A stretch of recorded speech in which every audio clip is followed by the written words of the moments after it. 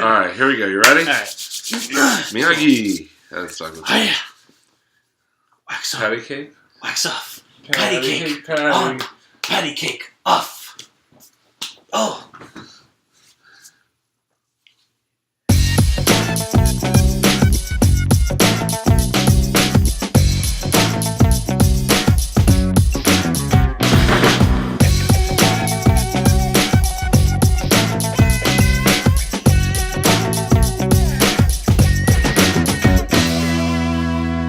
Hey, what's up, everybody, and welcome to another edition of On a Couch Talking Sports. As always, I'm Robbie. This is Kyle. Kyle, how are you tonight? You just slapped me in the face. I'm good. How about you? I'm doing well, and you deserved it. Because you're a loser. I'm just kidding. But anyway. Anyways. Now that we got that awkward moment out of the way. True. So for tonight's episode, we are going to do our annual On a Couch Talking Sports Super Bowl preview. That's right, folks. The matchup for Super Bowl 52, I don't know why I just did a hook 'em horns. The matchup for Super Bowl 52, which is a week from this coming Sunday in Minneapolis, Minnesota, has been set. It is the Philadelphia Eagles versus the defending Super Bowl champion and the best team in all of professional football, the New England Patriots. Can you tell we're biased? It's okay. We're not biased. What are you talking about? Biased? Yeah, exactly. Yeah, right. If you don't think we're biased, then you clearly haven't been watching any of our episodes so far. But anyway, so we're going to preview the game as, again, the Super Bowl matchup was officially determined this past Sunday with the AFC and NFC championship games. And let's get in because we both watched it, obviously. The AFC championship game between the Patriots and the Jacksonville Jaguars, hosted at Gillette Stadium. A game that definitely evoked a lot of nerves, some potential heart attacks, some just a whole range of emotions that went from just like feeling like the world's about to end to just absolute euphoria as pretty much the Patriots rallied from a 20-10 fourth quarter deficit to win 24-20. And so, Kyle, just give us your take on that game, because like I said, definitely it was a nail biter, that's for sure. It was honestly the games like this really kind of prove that the Patriots. I've always kind of looked at the Patriots as a real second half team. Yeah. Because whatever happens in the first half, whether they're winning, whether they're down by a lot, the second half they just plow right through it, and they just, no matter what the odds are, they just go right through it, and they just look at last year's Super Bowl, right? They're a second half team. I mean, what can you say? You know, like it's almost like it's like we'll just have the other team believe that they're winning. We'll just pretend that, okay, you got some touchdowns on us. Oh, second half, bam, just kidding, we won. Yeah. It doesn't matter like how much time's left in the game. If you give Tom Brady any time with a reasonable deficit, he's gonna make you pay. Yeah. And he did just that on Sunday afternoon as he led a game-winning touchdown drive in the final minutes, complete with a thrilling game-winning touchdown pass to Danny Amendola. I still don't know how he got 2 feet down in bounds after catching that ball. I know, right? But it was just broken hand and all, or whatever happened to his hand. And it was without, for the second half at least, Rob Gronkowski, or most of the second half, Rob Gronkowski, got the concussion, right? Left with a concussion, is expected to be back for the Super Bowl, but obviously with concussions, you just gotta watch and hope for the best. Sort of wait and see on that.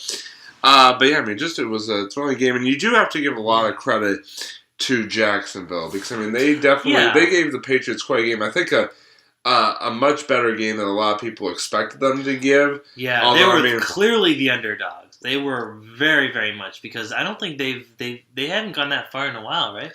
Yeah, they had not been to the AFC Championship game since I believe 1999. Oh wow! Yeah, okay. it's been a long time. Okay. So that's for sure.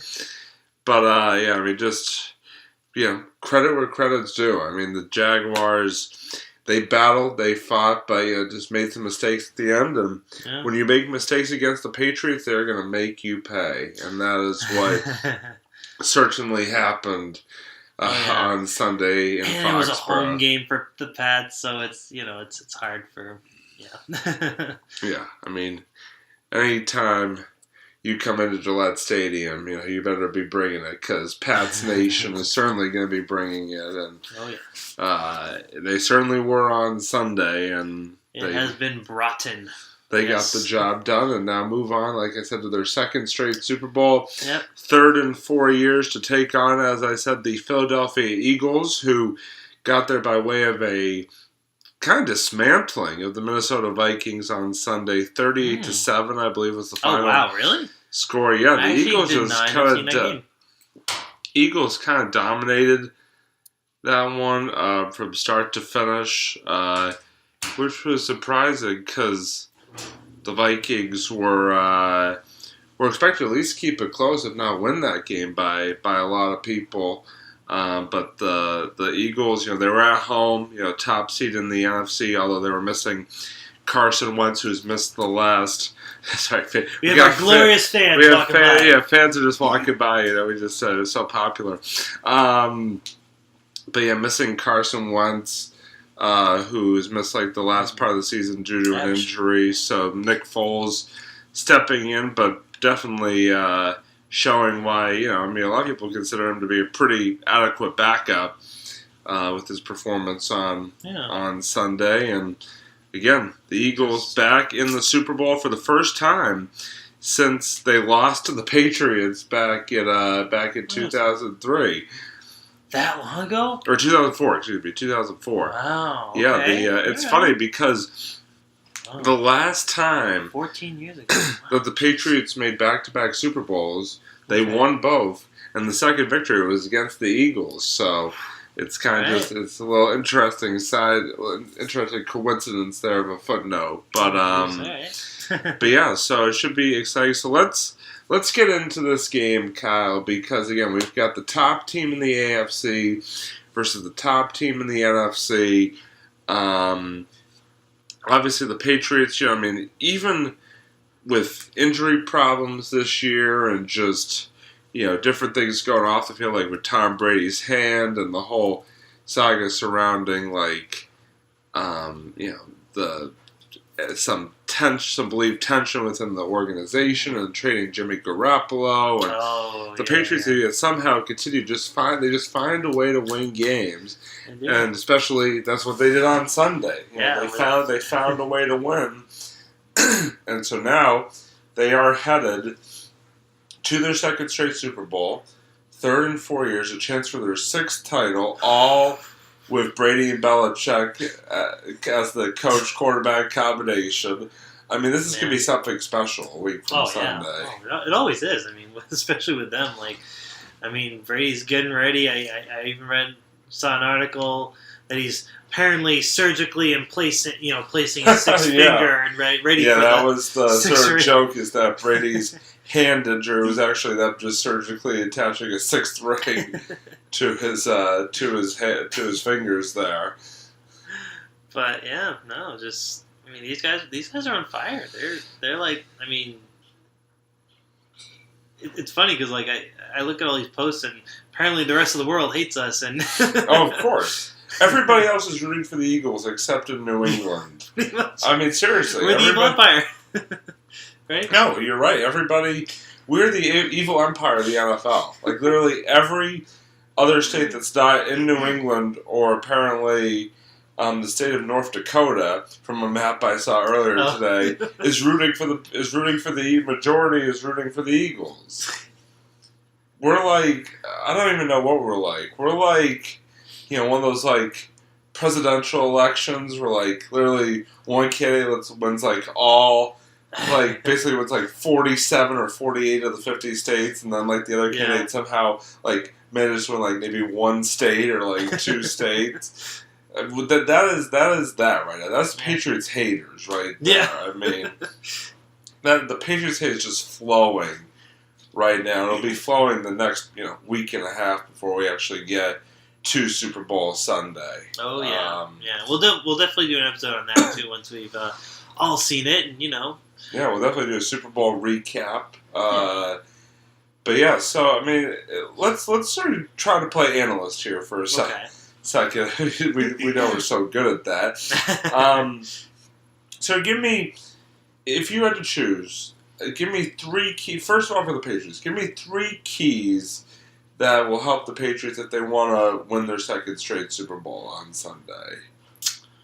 Well, I mean, from the way they've been playing, as long as they really nail it in the second half of the game, like they've been doing in the past, like I think as long as they just keep that momentum. I mean, Tom Brady and Belichick, they really know how to create and really go forward with that momentum. So as long as they just keep that mentality going throughout the whole team, then they'll be fine. I think they'll have no problem. I mean, the Eagles are a great team, but I mean the Patriots they're legendary. So I mean, as long as they play the way they've been playing, I think they'll be fine. Okay, all right, that's a very valid point. I got a couple keys for you, actually. Right. I know not necessarily 3, but it's a couple. First of all, Brady has to play well, obviously. I mean, he has to. I mean, I think even with the whole hand issue, he did play well on Sunday, even from the start of the game. People, all eyes were on Brady. What's he gonna do? First pass is like a dart, and I think it was Amendola or something. He's always going against the odds. I love it. Like that. So I mean, Brady's got to play well. I think the offensive line has to do a good job of protecting Brady. Make sure he has enough time to throw. Brady's not the most mobile quarterback, obviously. So I think the offensive line just has to do a great job of protecting him and giving him time to not letting him get pressured or sacked or rushed. Yeah, exactly. Hold down that Eagles defensive line. And then the last thing is on defense. I think they have to do much. Yeah, I was just thinking that too. Actually, now that you mentioned that, I think on defense they have to do a much better job of getting off the field on third down. Those third down conversions. The Jaguars did a good job of converting on third down, including a couple of third down and longs. On Sunday, which is part of the reason why they should able to build an early lead. But I think that the Patriots defense, they have to do a better job of, on all plays, but especially on third down, getting pressure on the quarterback, in this case Nick Foles, and just in the secondary, doing a better job of, really being a little bit more aggressive, in terms of, getting in there, breaking up passes, and, tackling guys short of the first down, things like that. They were leaving, I feel like the Jaguars receivers were getting too much, in a couple of situations, too much cushion to make plays, and so that I think has to be tightened up a little bit if they want to come out on top. But hey, sorry, what was your no? I mean, defensive take? Oh, that was okay. No, that was pretty much it. Sorry to take it away from you. No. It's funny because I was just thinking, like when you mentioned it, I was like, yeah, you're right. The defense. I was just thinking that kind of same thing too. Where you're right. They just kind of need to step up their game a little bit. Yeah, exactly. Now, obviously, we're both, full disclosure, we're both Patriots fans, so we don't want the Eagles to win on a week from Sunday. But if you were an Eagles fan, if you were an Eagles analyst or coach, what keys would you give the Eagles to if they wanted to sort of pull off the upset on Sunday and dethrone the Patriots? Well, if anyone has ever seen the movie Silver Linings Playbook, the one with Bradley Cooper. He plays this kind of crazy guy who gets out of a hospital and tries to make a better life for himself. And Robert De Niro is his father, and apparently they're both Eagles fans, so they always their thing is always believing in the juju, the magical juju, the good luck charm for that team. So I would say honestly, I literally have no idea, Robbie, like in actual sense, like I literally know nothing about the Eagles, so that's the best I got for now. Hey, that's all right, better than nothing, better than nothing. I had to throw in a movie reference there to save me. So yeah, maybe get some of their fans to play because their fans are crazy. I was watching some videos of their fans celebrating their win on Sunday. They are crazy. Yeah, I mean, just like not in a good way. They are literally legit bad. They are insane. Yeah.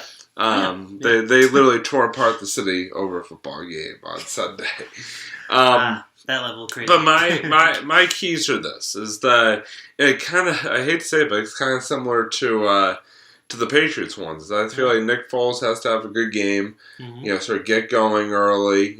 Make the Patriots defense sort of play on their toes a little bit, and get the big plays going. Try to get points on the board early. Make the Patriots play from behind, and I think they have to get pressure on Brady. I mean, if you look at teams that have done well against the Patriots in past Super Bowls, especially you look back to like the New York Giants of 2008 and 2012, who both beat the Patriots.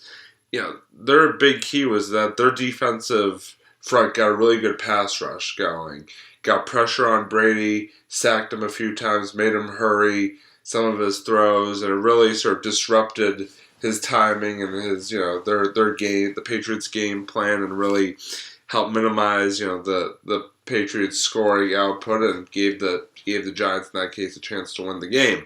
Yeah. I think the Eagles have to do the exact same thing. They have to get pressure on Brady from that defensive front, be aggressive in the secondary, in terms of covering, all the Patriots receivers, including Gronkowski if he's out there.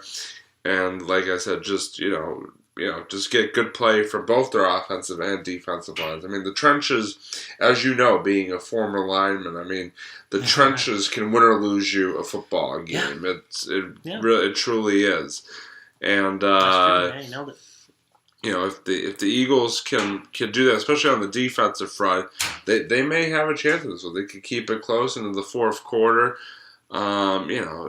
Weird things have happened. So I think if I were the Eagles, definitely try to get to Brady as much as I can, and see that's the key, getting around that offense. See if you can disrupt them. All right, so now that we've gone through that, it is time to make our official Super Bowl 52 predictions. That's right, folks. We're going to lay it down for you right now who we think is going to win. I know, drum roll, please. Oh, that really should be a drum roll because I think it's going to be pretty obvious here in a second. Yeah. But I am going to go first. I think it's going to be a close game. I think that the Eagles will be able to hold the Patriots a little bit. Offensively, I think their defense, has had some good games in recent weeks. Yeah. I think that Nick Foles may be able to, especially early on, get the offense going a little bit. However, you are going up against the best coach, the best quarterback in the history of the National Football League. And I just don't think that this Eagles team has enough at the end of the day to beat the Patriots. So I am going to say right now on record, the Patriots are going to win their second straight Super Bowl. They are going to win their sixth all-time. Tom Brady is, if he hasn't done so already, finally going to cement his legacy as the greatest quarterback of all time. And the Patriots will once again walk out of Minnesota holding that Lombardi trophy by the final of 27-17. Go Pats. Yeah. Anyway, Kyle, you're up. I literally cannot top that, so I'm just going to say ditto. I agree with everything you just said. Do you have a score prediction? Score prediction? Oh, man. I'm going to have to also agree on that. It's going to be close. I want to say maybe around... I don't know. I have a feeling Patriots they're going to get it by either one more touchdown or one more field goal. Or maybe by like a few points here and there, Come on, Kyle. Put your money where your mouth is. Give us the score. I'll say... I'll throw it out there. Maybe I don't know, 40-43. Wow. So 43 to 40 Patriots. Yeah. Wow, okay. I don't know. Those are some high numbers right there. Well, hey, we could do Price is Right rules. Right. Take the over. No, but I mean, I just think that the Patriots are just going to be a little bit too much for the Eagles in this one. I think they've been on a mission to blitz for 6. I think they're going to do it. Yeah, I think they're going to do it. And I can't wait for it to be a week from Sunday and just to see the Patriots just continue to cement their legacy as a true NFL dynasty with that 6th Super Bowl ring on Sunday. It's going to be a lot of fun, and obviously we will certainly be recapping it in the episode that follows the Super Bowl. We will. But and for our and also we may throw in some stuff about some the commercials or the halftime show. I think who's doing the halftime? It's Justin Timberlake this year, right? Suit and tie guy. Yep. Yeah, Justin Timberlake is doing the halftime. So we'll have to. Well, I know Kyle. I'm sure we'll have a review of the halftime. That's my show. specialty. Yeah, that and the commercials. Oh yes. Those are always fun. The commercials are definitely the best of the year, I think. They always put a little extra effort in these commercials, I feel like. So it's always kind of nice to see them. Although sometimes, the past few years, I feel like sometimes they've been going like really, like social commentary, like really epically dramatic. And then there's Puppy Monkey Baby. Then there's that, which is just it's just its own thing. It's in its own island right now. So it's Puppy Monkey Baby. Puppy Monkey Baby. Yep, it's like a creation from friggin' Toy Story. Remember when Sid put all those toys together? Yeah. That's what that looked like to me. Yeah. It looked like one of those creepy toys. No, it was awesome. It was a thing that happened. It just happened. Yeah, you're right. That's perfect. You get the serious, dramatic commercials. You have the really funny, just crazy out there commercials. Wasn't there one like Clint Eastwood? That just happened. Wasn't there one like Clint Eastwood gave a really intense speech to America about our second half is just about to begin. Yeah, that was actually pretty good though. I'll take more of those. More Clint Eastwood commercials. I'll take that. I won't take Clint Eastwood at the Republican National Convention talking to an empty chair. Sorry, we just got political, folks. Yeah, good call. All right, but so yeah, it should be fun to watch on a number of fronts. The halftime show, the commercials, and obviously the game itself. Oh yeah, amazing. But and also, there's all these prop bets. One other thing I want to say about Super Bowls, there's all these prop bets, how long is the national anthem gonna be? Which team is gonna win the coin toss? No, literally, really? people take Vegas takes bets. Actual bets? Yeah, on who's gonna win, who's gonna score the first touchdown. There's just all these different things. That's crazy. Okay, you guys have fun betting all that money, but. Yeah, I'm not going to throw my money in that ring. No, thank you. Thank you. I'm going to just watch the game. Right, exactly. And the other sort of one other fun fact before we wrap up here is that the Patriots, they have decided that the Patriots are the home team for this year's Super Bowl. Oh, and they've actually decided to go with their white uniforms, which they've won in the last 2 Super Bowls that they've won. Yeah, the Patriots all time are 3-1. When they've worn their white uniforms, so hopefully another good luck charm this year for the Pats. But anyway, we're gonna wrap. Juju going. Exactly. We're gonna wrap things up here with another installment of our favorite portion of the show, always our monologues. I'm gonna go first if that's okay. Go ahead. And I want to give my buddy here a hard time. A little bit, because if you've watched our shows before, you know that we agree on a lot of things. We do. We agree on a lot of things. Oh, I know where you're going with this. Yeah. I know where he's going. But one thing we do not agree on, and passionately disagreed on, is hockey. The epic rivalry that is the Boston Bruins and the Montreal Canadiens. And for those Bruins fans out there, you know where I'm going with this too. The Bruins, I think it was 2 weeks ago or last week, faced the Canadiens 3 different times within the span of a week, twice in Montreal and once in Boston, and they won not once, not twice. Fake news. But 3 times. Alternate facts, Robbie. They went 3-0 against the Canadians in the span of a week. Mm-hmm.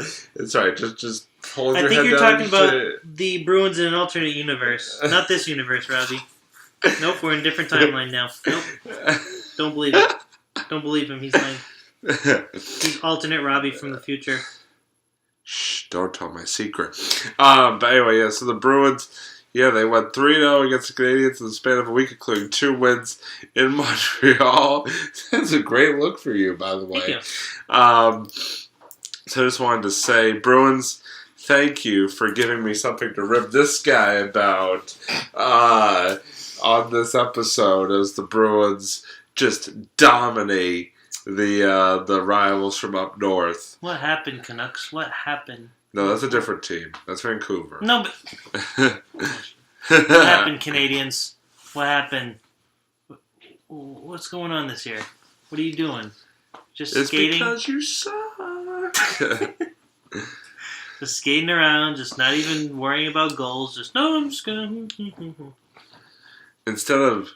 You know how they do like the ole, ole, ole chant, which is supposed to mean go, they're more like stop, stop, stop, stop, stop, stop, stop, stop. But, yeah, so good job, Bruins. Keep it rolling. You got anything for us this week? Yeah, actually, one just literally came up to my mind. I literally came on the show with no monologue. But... Excuse me. Remind me again. I need a little help with this one. Who's the guy that sings the national anthem at the Bruins games usually? Rene Rancourt. Rene Rancourt. I just wanted to wish him the best of luck. Yeah. Oh yeah. He's retiring. So, wow. How I love the fact that you remembered a sports take.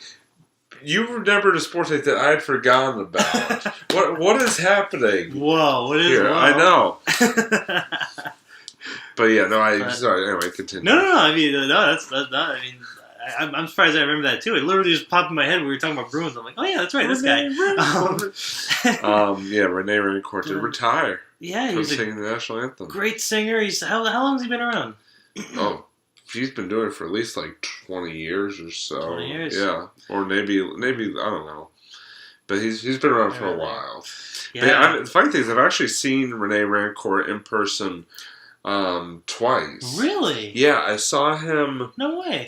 Oh, where did I see him? Or maybe it was once. It was either once or twice. I saw him at Brugger's Bagels in Wellesley. Oh, okay. Once. I went with actually our buddy Scott, who was the Scott, the Wellesley, our Wellesley friend Scott. Wellesley Scott. Scott K. Scott. Yeah. The one who went to RIT. I actually saw him, Scott once with him, or him once with Scott at Brugger's Bagels. Nice. Brugger's Bagels in Wellesley Center.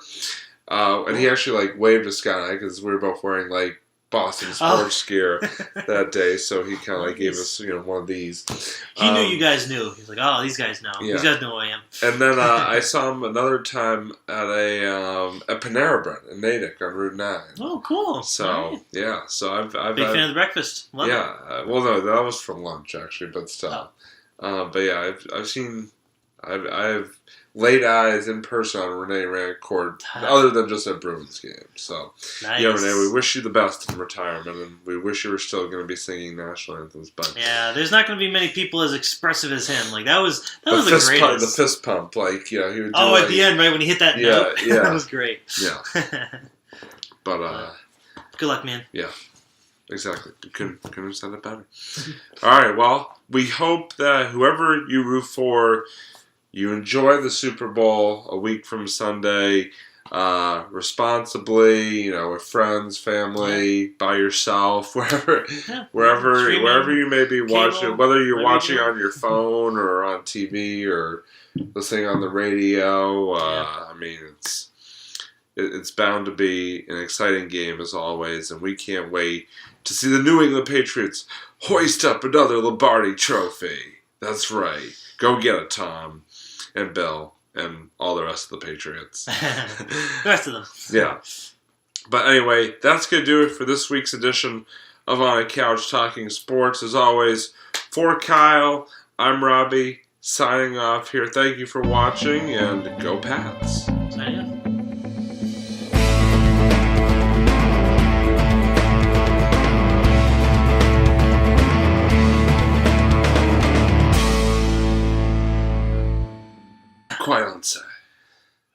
Rachel! Super Bowl preview. Here we go. Starring Al Michaels and John Madden. Even though they're not really Al Michaels and John Madden. Remember I did that Cape episode where I was like, you were like, Batman, starring Batman. And I was like, and Rachel. And Rachel! Who, spoiler alert, died in the second movie. But that's okay, because he, deal with it, people. Kind of died in the third one. Except for Catwoman, that's right. Catwoman survived. Isn't that awesome, guys? Catwoman didn't die. Yay. But unfortunately for Rachel and the other girl in Dark Knight Rises, that didn't work out so well. Yeah. Oh, man. Cool story. Tell it again. Talia. My name is Talia Al Ghul. That's how you say it. Yeah, and then she crashed. Just like their relationship. Mom always said, life is like a box of chocolates. You never know what you're going to get.